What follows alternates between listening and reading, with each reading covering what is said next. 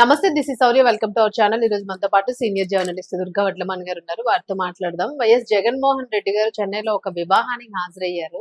So అక్కడ ఎవరెవరు హాజరయ్యారు, ప్రముఖ వ్యక్తులు అయితే హాజరయ్యారని తెలుస్తుంది.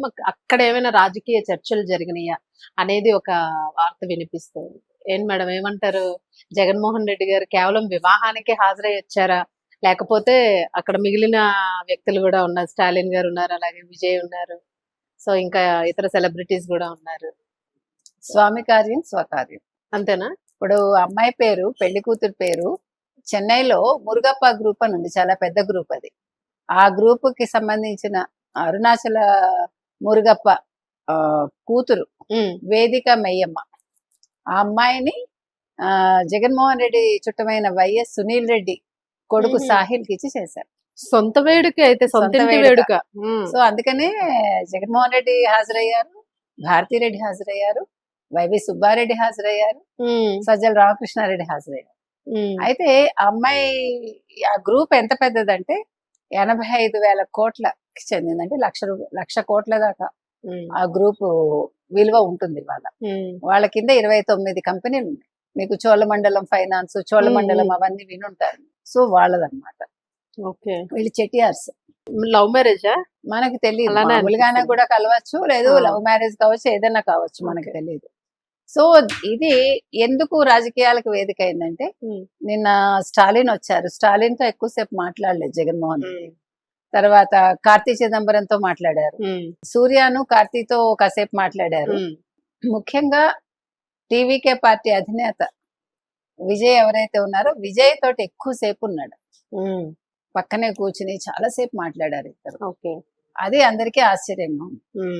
అంటే మీకు ఇవాళ విజయ్ ఎవరైతే ఉన్నారో, విజయ్ ఏ పార్టీతో కలవనంటున్నారు, బీజేపీతో కానీ పొత్తు పెట్టుకోని అంటున్నారు.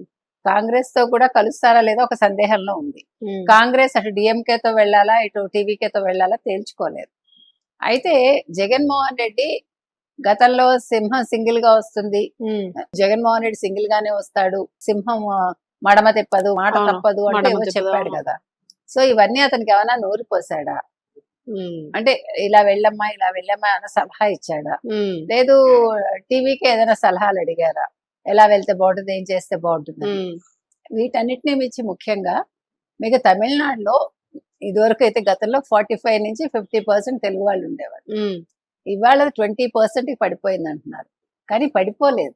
జరిగింది ఏంటంటే, తెలుగు వాళ్ళ పేర్లు మార్చేశారు, తమిళ పేర్లు చేసేసారు. ఓకే, తెలుగు వాళ్ళని తమిళులుగా నోట్ చేశారు.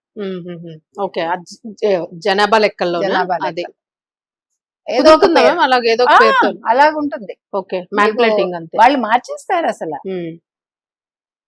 ఎందుకు నేను రాడాల్లో పనిచేసేటప్పుడు మా క్రియేటివ్ హెడ్ అనేది, నేను తెలుగు అమ్మాయిగా కన్సిడర్ చేయను, తమిళ్దా అనేది. సో వాళ్ళకి చాలా ఉంటుంది, ఓనింగ్ చాలా ఎక్కువ, చాలా ఎక్కువ. అసలు మనం పనికిరాం, మనకి అసలు అందరూ మన వాళ్ళే, మనం మంది తప్ప అన్ని మనవే, అంతే. మంది ఏంటో మనకి తెలియదు. వాళ్ళు అలా కాదు, అన్ని వాళ్ళు ఓన్ చేసుకుని మావంటారు. అది తమిళలో గొప్పతనం. సో అందుకని ఏమంటారు, ఆ రకంగా ఏమన్నా తెలుగు వాళ్ళ ఓట్ల కోసం కూడా జగన్ తో మాట్లాడారా, రేపొద్దున ఫ్యూచర్ లో జగన్ వెళ్ళి ఏమన్నా ప్రచారం చేస్తారా అంటే టీవీకే తరఫున. అదే తర్వాత ఇవాళ డిఎంకే లో చూసుకుంటే మీకు 12 మంది తెలుగు ఎమ్మెల్యేలు ఉన్నారు, 5-4 తెలుగు ఎంపీలు ఉన్నారు. సో అందుకని వాళ్ళు రానున్న ఎన్నికల్లో అంటే నెగ్గితే డిఎంకే ఉప ముఖ్యమంత్రి పదవికి ఎదురు చూస్తున్నారని, కోరుతున్నారని, ఓకే, డిమాండ్ చేస్తారు. ఒక మాట వచ్చింది మీకు, గోపీనాథ్ గారని హోసూర్ సైడ్ అన్నమాట, తెలుగు ఆయనే, తమిళ ఇది ఎంపీ గాని ఆయన తెలుగు వాళ్ళంటే అంత పడి చచ్చిపోతారు. ఆయన తమిళనాడుకు చెందిన వ్యక్తి అయినా కూడా తెలుగు వ్యక్తి తెలుగుకి అంత ఇంపార్టెన్స్ ఇస్తారు. మీకు అసలు తెలుసో లేదో, హోసూర్ లో ఉన్న తెలుగు స్కూల్స్ ఇంకెక్కడ ఉండవు, ఆంధ్రప్రదేశ్ లో కూడా ఉండవు. ఇంకా తగ్గింది కానీ అంత తెలుగు పిచ్చి అక్కడ. ఓకే, సో తెలుగు లర్నింగ్ అక్కడ తెలుగు స్కూల్స్ లో ఉంటుంది. భలే వాళ్ళు ఎన్ని స్కూల్స్ ఏకంగా. హోసూర్ తెలుగు సంఘం ఉంది చాలా. మీకు అసలు బళ్ళారి ఇవన్నీ మనవే కదా ఒకప్పుడు. మనం 12 నియోజకవర్గ 12 జిల్లాలు కోల్పోయాం మనం. మొత్తం మన బార్డర్ తోటి 5 రాష్ట్రాలతోటి మనం. అవును.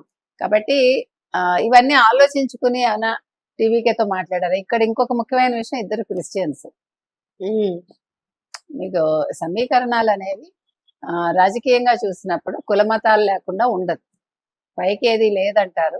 ఇప్పుడు ఇతను అర్నాబు అన్నాడు కదా, మీ జగన్ క్రిస్టియన్ అని. దానికో వైసీపీ వాళ్ళు మా జగన్ కి మతమే లేదు, మా జగన్ అసలు అవన్నీ నమ్మడంటే, ఆయనే చెప్పాడు కదా 4 గోడల మధ్య నేను బైబిల్ చదువుతాను, బయట నేను మానవత్వంతో ఉంటాను. మానవత్వంతో ఉండడం అంటే కార్యకర్తల్ని ఈడ్చికెళ్ళి చంపేయడమా? తర్వాత మొన్న కూడా 2 చచ్చిపోయారు కదా ఆయన. అది ఆయన మానవత్వం. ఆ రక్తదారులు, రక్తర్పణలు, అవన్నీ ఆయన మానవత్వం. సో మొత్తానికి ఏంటంటే ఇక్కడ అన్ని సమీకరణాలు చూసుకుని విజయ్తో అన్న మాట్లాడారు. సో నిన్న పెళ్లి వేదిక పెళ్లి కూతురు పేరు కూడా వేదిక. ఆ వేదిక రాజకీయాలకి వేదిక అయింది. ఏమో మేబీ ఛాన్స్ ఉండొచ్చు మేడం, ఎందుకంటే ఇప్పుడు విజయ్ కి కూడా సపోర్ట్ అవసరం కొంచెం. తాను కూడా అందులో ఇప్పుడు కరూర్ ఘటన తర్వాత విజయ్ కొంచెం టెన్షన్ లో ఉన్నాడు. సినిమా కూడా జననాయకన్ సినిమా కూడా ఇప్పుడు విడుదల చేస్తారా, ఎలక్షన్స్ అయ్యాక చేస్తారనే డైలమాలో ఉన్నారు. ఇంకొక ముఖ్యమైన విషయం ఏంటంటే, ఆయన ఏవో కార్లు అప్పుడు ఇంపోర్ట్ చేసుకున్నారు చూడండి, దాని మీద ట్యాక్సులు కట్టకుండా కోర్టుకు వెళ్ళాడు కదా, ఆ తీర్పు కూడా రిజర్వ్ లో పెట్టారు. సో ఏం జరుగుతుందో చూడాలి. కొంచెం సపోర్ట్ అయితే అవసరం ఉంది ఆయనకి. మరి అంటే ఫస్ట్ కొంచెం ఎగిరాడు కదా, ఇప్పుడు ఆ ఎగురుడు అనేది పనికిరాదు. సో ఈ కరూర్ ఘటన అనేది కొంచెం అవును తగ్గించింది. Thank you.